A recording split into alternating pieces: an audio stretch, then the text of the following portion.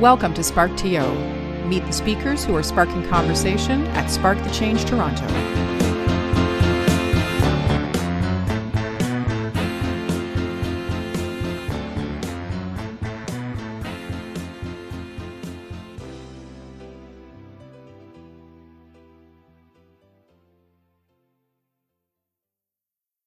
Hello, everybody, and welcome to SparkTO. This is the podcast for Spark the Change Toronto, where we welcome our incredible guests, our speakers that are going to be enthralling us all in just a few weeks. Spark the Change Toronto takes place June 13th and 14th this year, when we're back at the Ontario Science Centre, which is a completely fun space. And it's kind of good that we're going to be at a science center because Dr. Frahm specializes in managing zombies. And so the great thing about that is that we're going to be in a place that, can handle an apocalypse, which is great. So welcome, Dr. Frahm. Thank you. And Pleasure Audrey. to be here with you. And Audrey, yeah, sorry. We have a additional guest to the video cast. A furry friend. Mm. And so I was just going to let everybody know. So Dr. Frahm is speaking. You're on day 2.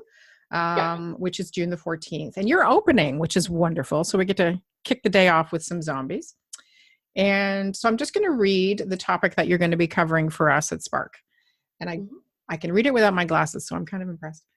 So 5 qualities you will need to combat the techno-zombie apocalypse and support further change, which I'm a little bit of a zombie Marvel kind of thing. So I'm like, ooh, zombies. Dr. Jen Frahm recognizes that for all our love of technology-driven change, we're heading into a zombie apocalypse. Our worlds are jam-packed with relentless change and with technology innovation and market forces. Let me just read that again. We have to fix our grammar. Our worlds are jam-packed with relentless change and with technology innovation and market forces creating a lot of volatility, uncertainty, complexity, and ambiguity.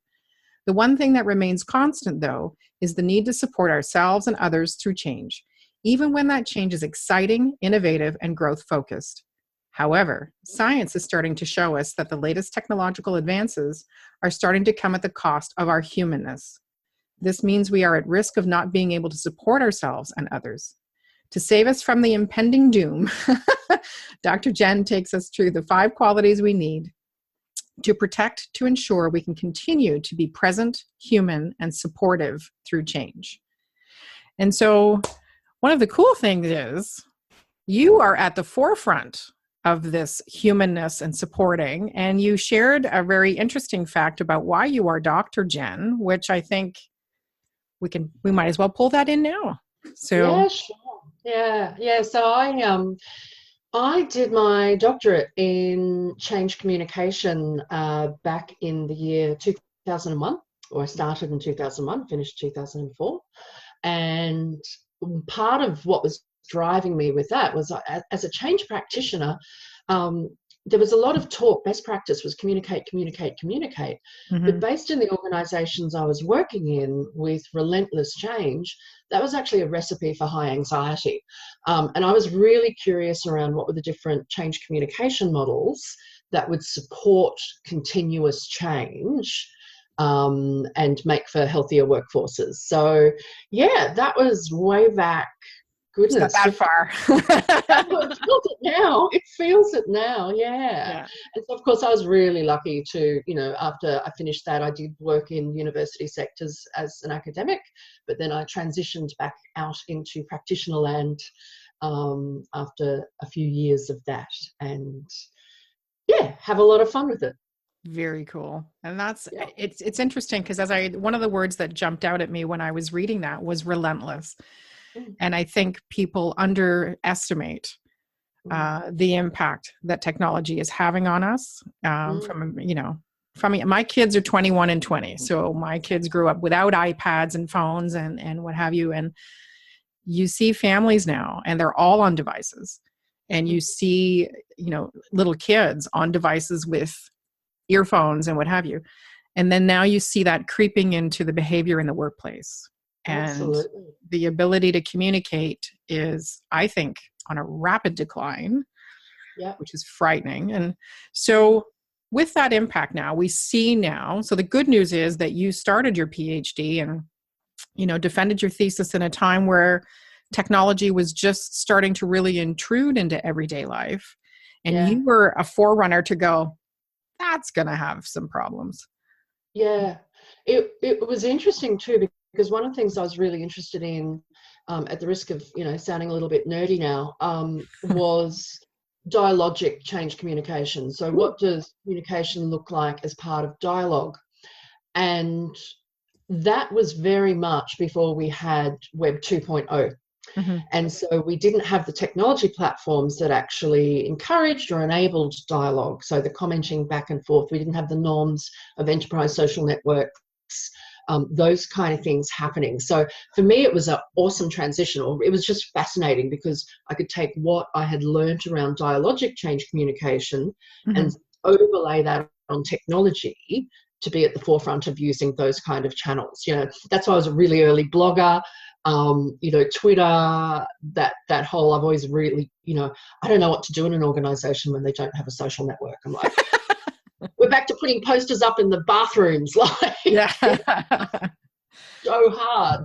But what I do know is that, I think for me, what was really critical in working with this relentless change was our capacity to keep talking, to keep having conversations, to move away from pushing information and receiving information, but more into a space of regular sense making, if only so that you have ownership of what the changes are coming through, and that you actually create the changes coming through. I think that was a really important piece for me, was dialogic change communication isn't about two-way.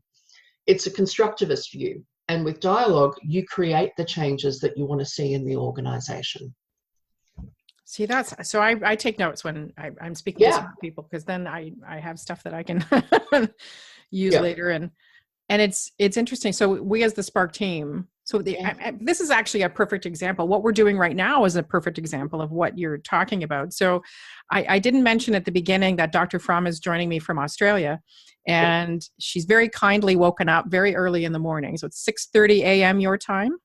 It is, correct. And what day of the week is it for you? It is now Wednesday. So it's Tuesday. It's Tuesday afternoon here in Burlington, Ontario, and Australia, it's 6:30 in the morning. And the amazing thing is, so I would say that this is one of the positive advances of technology, is that we are able to connect globally and share these ideas, and that part is fantastic. And though we're both trying to remember to look up at the webcam so that we are talking to each other, but we're not looking at each other. This couldn't have happened 15 years ago. The technology and the infrastructure didn't exist. And so that I see as a positive, because there's still a conversation. We're still face-to-face, exchange of ideas. It's when I see in the workplace, and I did my postgraduate in corporate communications, and I graduated in 2012. So that's now 7 years ago. And the decline from when I graduated in 1996 with my medical office administrator due to technology. So my team and I, right, for school are sitting around, and we're face to face, because I'm 40 odd at the time, and I'm still in my 40s, but anyway. So I'm encouraging face-to-face conversation, because that's what I know as a means of communication. That's what I've been taught and grew up with. And then you look to the right, and you see this table of youngins with their phone. And the scary thing would be they're probably texting each other at the same table, and I just think to myself, what opportunities are they losing to enrich their day and to engage in this, this communication? And if they as a team are working on a project, you made a really excellent point, which I love, ownership of those changes through communication. Are our teams as invested when they are distracted by technology? And this brings in the zombification, right? Oh, for sure. So that distractedness that you're talking about, that mindless, passive consumption of messages and, those kind of things is what we're at risk of. Because I would hate, with this talk that I'm about to give, I would hate people to think that I'm anti-technology. It's not that at all. I'm a massive geek, right? Love it, love it, love it. But what I'm super conscious of is the need to be mindful and intentional in how you use that technology. True. And I've often said, people say, what's the next evolution for change practitioners? And I said, the future is this desperate need for stability practitioners. Yes. So how do we move into a space of saying, actually, you don't have to change, or maybe we want to say no at this point in order to get the benefits out of what we've done so far. So the ability to hold your ground is going to be really a critical future skill, if not a present skill. Well, not innovating just because it's the mindlessness. The zombie innovating. Completely agree. And I know I've been very fortunate that I came into the Spark the Change team with no experience in change management or agile, which I'm still not a practitioner, but I am an advocate and a passionate advocate, because I think the challenges now are greater than ever as far as the impact of anxiety and the impact of lack of communication on innovating. And when you try and jump on a train just for the sake of saying you had a seat, you are looking at a train wreck, which is a shame. So a very uncomfortable ride. It'll be a bit crowded. And I don't do well with people in my space, so I'd be like, you need to back off, find your own. And so I'm wondering now, and I love that you did this about the humanness and recognizing that human condition. And I work a lot with the autism community, and autism tends to have a scooch of anxiety attached to it, but we're seeing this massive growth in general population of mental health issues and what have you. And I wonder, you are the expert in this field, so I wonder, what are you seeing as far as people's mental health and communication within the workplace? I think, so first of all, clarify, not an expert in mental health. Oh, no, sorry. But communication. Sorry. But certainly that plays into the space. Anytime you work in change and transformation, that is one of the risks that you face into. Yeah. I think there's two things happening. One, we have a broader awareness and a language, a syntax, if you will, for talking about mental health that we didn't have when I started off in the workforce in the 80s, right? And so just by virtue of, that we now know how to label something, or we know what to look for in the language, means we see more of it. True. So I'm not sure to what extent we're seeing more problems than we ever did, or is it just we have a language to describe what we see, and an awareness of the negative consequences of it. Having said that, I do think that considerable change in an organisation, poorly managed, facilitated, implemented, whatever language you want to use, recognising that, there's people who get a little bit tetchy about you can't manage change. Poorly introduced has high risk of increasing anxiety and fear and concern in the workforce, which gets in the way of productivity, which gets in the way of joy, which gets in the way of doing really cool stuff. And we know this because of the way that our brain perceives threats. So, I think I'm not sure to what extent it's exponentially greater, or whether we just have the language for it. But regardless, it's there, which means there is a duty of care to address it. I completely agree. From an ethical perspective, and from a sustainability. People spend so much time at work. Don't you want them to have a good time, to be enjoying their life? For me, we talked about this a little bit before. One of my core values is joy. So, of course, I have a cognitive bias and a lens which goes, are people having a joyous time at work? If they're not, there's something wrong. And, that might be an extreme lens on it. No, I don't think so. And I think that's one thing that a lot of organizations miss. And maybe it's not the joy word, but at least if you're if your employment is Mm. meeting some of your core values on some level, that's key. And if you don't feel heard, and if you don't feel like you're being supported, like you mentioned, and you feel like change is happening to you and not with you, Yep. then, and nobody's talking about it. So like that whole iceberg situation where all the decisions are being made up here, but it's the people under the water who are now drowning because nobody's helping them through it. And nobody's going, well, wait a second. Does it make sense for us up here to be making these decisions when it's the people down here that need to implement? Mm. And I think the other thing is we can move right away from, the feel good factor and the well-being and what we should be doing, and just look at it financially, right? From a company perspective, if you have an increase in health claims, Yep. or stress leave or those kind of things, it means your insurance premiums go up for the next 5 to 6 years, right? Oh, really? Yeah, absolutely. Once you start claiming, it gets very expensive to insure going on. So if we want to be really completely put the people to one side and just look at the numbers on it, it certainly makes sense to be investing in the experience of our people. You just got me thinking. So I said to Dr. Frahm before we started, I tend to take notes, and I do that simply because I don't want to interrupt you and I don't want to forget. But that's one thing in Canada that we struggle a bit with, across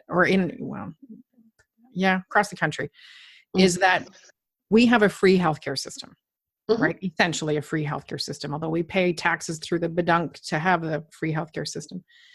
And that builds in this sense of entitlement and this, misunderstanding of what that means. And so the challenge is that we are in a system of reactive medicine.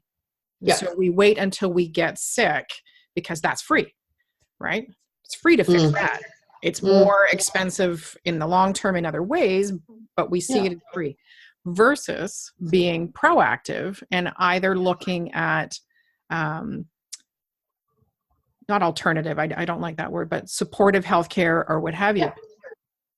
And I think if organizations would look at having change practitioners and those kinds of things as a proactive measure to reducing,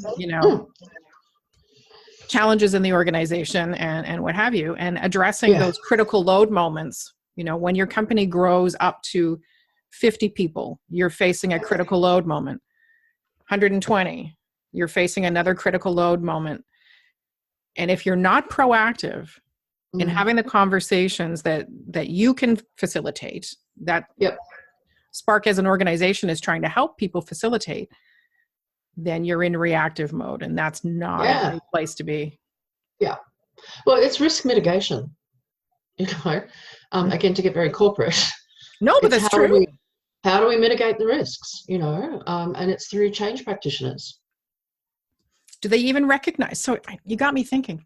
I love it when speakers get me thinking.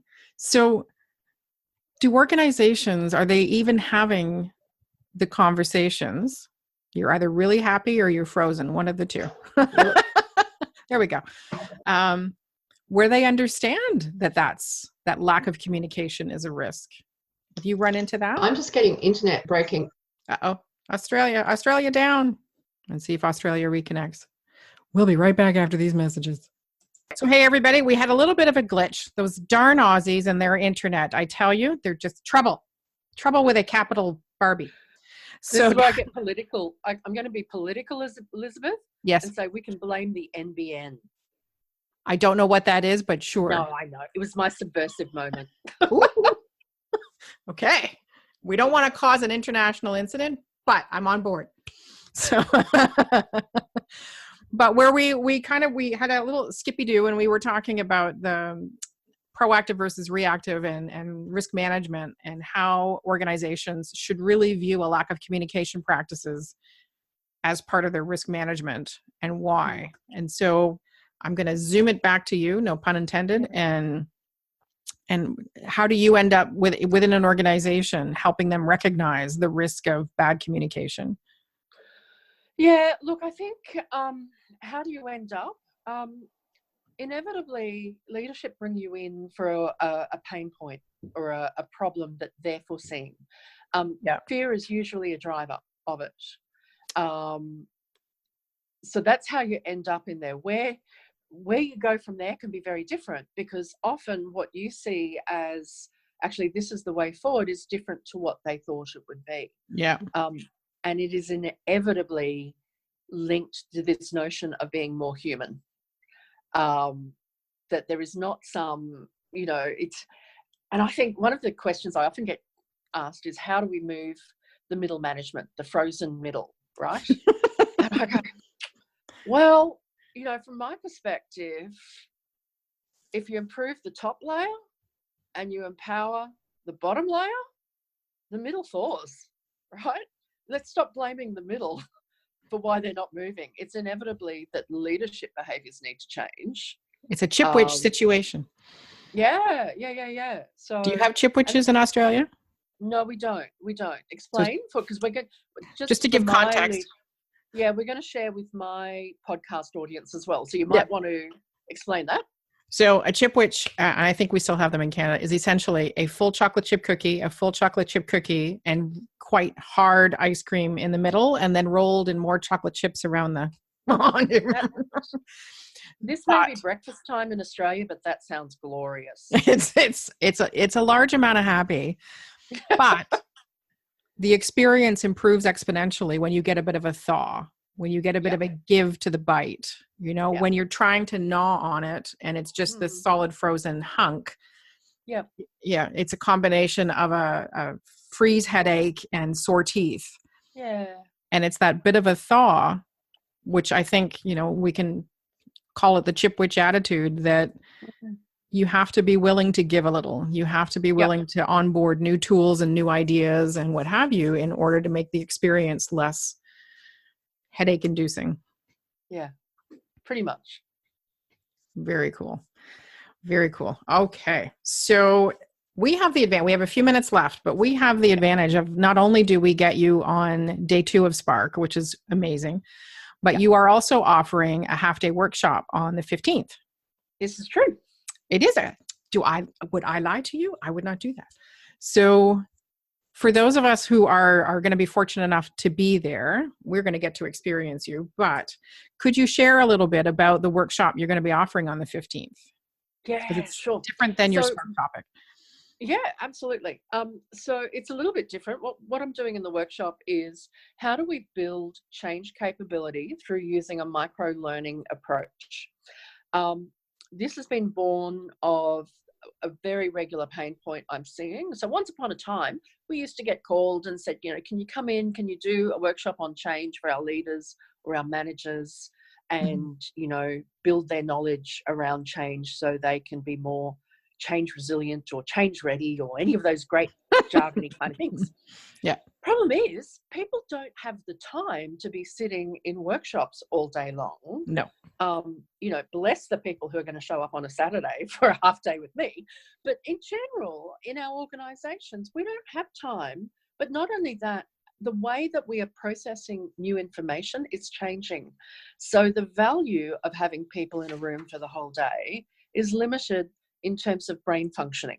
So the likelihood that somebody is going to retain that knowledge and then use it is very limited. Ooh. So this introduced the value of a micro-learning approach.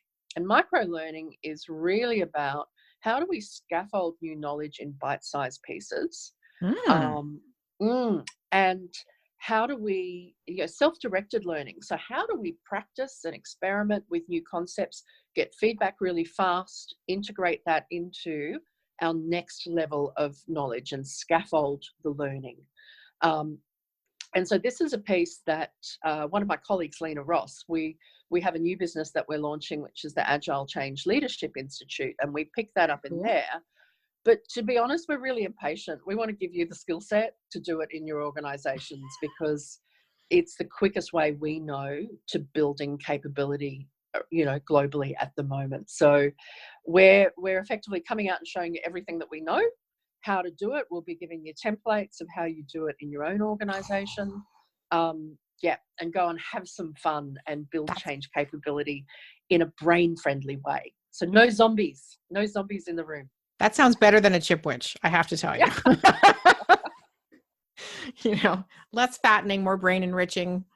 Yeah. And I find that now more. I was a Girl Guide leader for 10 years. And so we had to do micro learning because we had 40 minutes to impart lessons and what have you. But I think now with the origins of our conversation around the advent and increasing use of technology, it has, I would say, negatively impacted people's attention span and their willingness to sit through, an 8-hour workshop, which 100% has benefits, and it's, and so it's interesting that you've recognized that and created a tool that embraces that,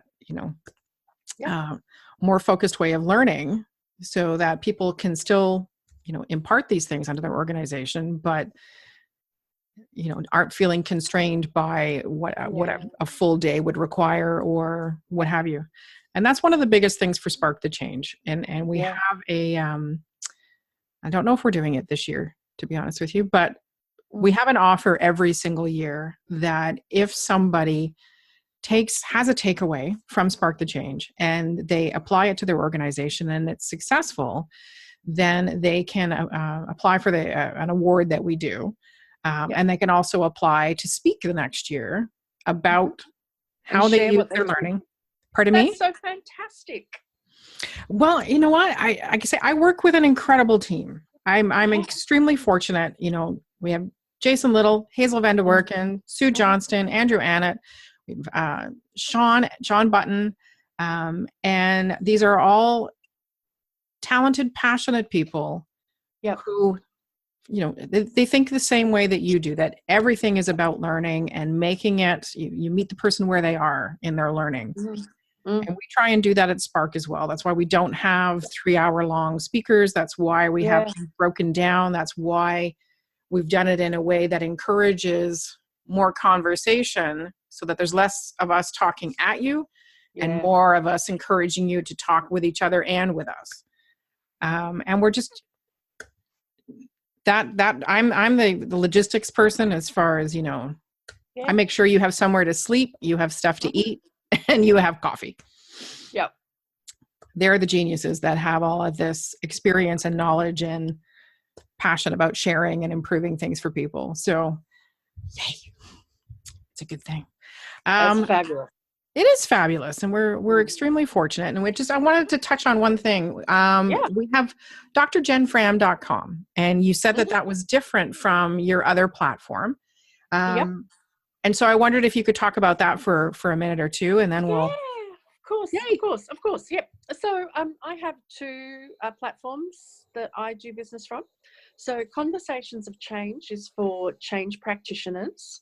And the purpose of that, so it's conversationsofchange.com.au, or people might be more familiar with the Facebook page on that.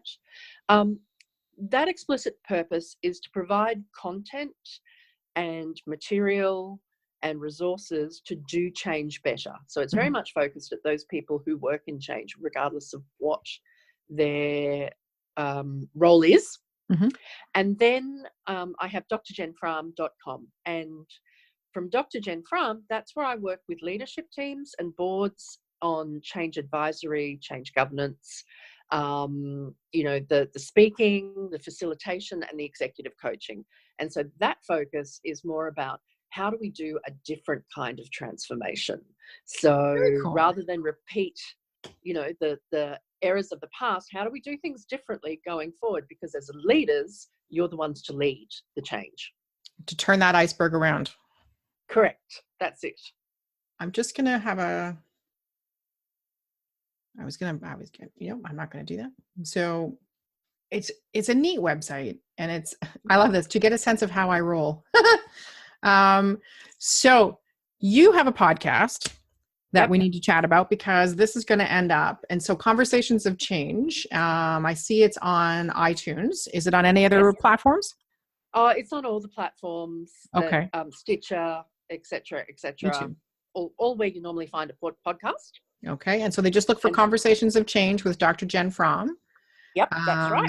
There is a link on her Dr. Jen Frahm website. Listen to my podcasts. And so if you're listening to us on Conversations of Change, hello from Canada. If you're listening to us on SoundCloud through Across the Desk and the SparkTO, then hello from Australia and Canada. I'm really excited to learn about zombies and how not to become one. And with a tech startup myself, I'm especially intrigued because I want to make sure that we are atypical in that situation. I just want to make sure that it's, relatively open door and straight shooting conversation so that from the very beginning, people know it's WYSIWYG in here. So, So very cool. Thank you very much, Dr. Frahm. I really appreciate you. Welcome. You're very welcome. I can't wait to see everybody. We're fun. We wear tiaras. I wear a tiara. Other people wear like dangly suns, and it's an interesting situation in that SparkTO Change Toronto is very serious about delivering a high quality event. Yes. Very serious about the speakers that we bring in and what have you. But the actual event, we try and make it fun and relaxing and encourage communication. And if you're an introvert, we've got spaces for that. If you're an extrovert, we've got spaces for that. We have puzzle activities. We have tape things. We just want to make sure that it's not a conference you've ever experienced before in a positive way. And that's why we're fortunate that we get speakers like you that come in that we know it's going to be a great experience and it's going to be worth people spending their 2 days with us. So fantastic. Very excited to see you in June. Thank you very much for joining me. And I'm just going to wrap up and say, everybody, thank you for listening to SparkTO. Again, if you're interested in joining us, you can visit sparktochange.ca. Registration is still open. We are over 50% sold. And I guess we're just shy of 2-3 weeks before we hit the stage, which is incredibly quick. You can follow us on Twitter, SparkConf, and there's a whole bunch of ways to get in touch with us, but we will hope to see you there. Thank you again, Dr. Frahm, and I think we're going to say ta-ta. So Bye-bye. You hang on for a second, and we're just going to let everybody else go. So thanks, everybody. Have a great day. Bye-bye.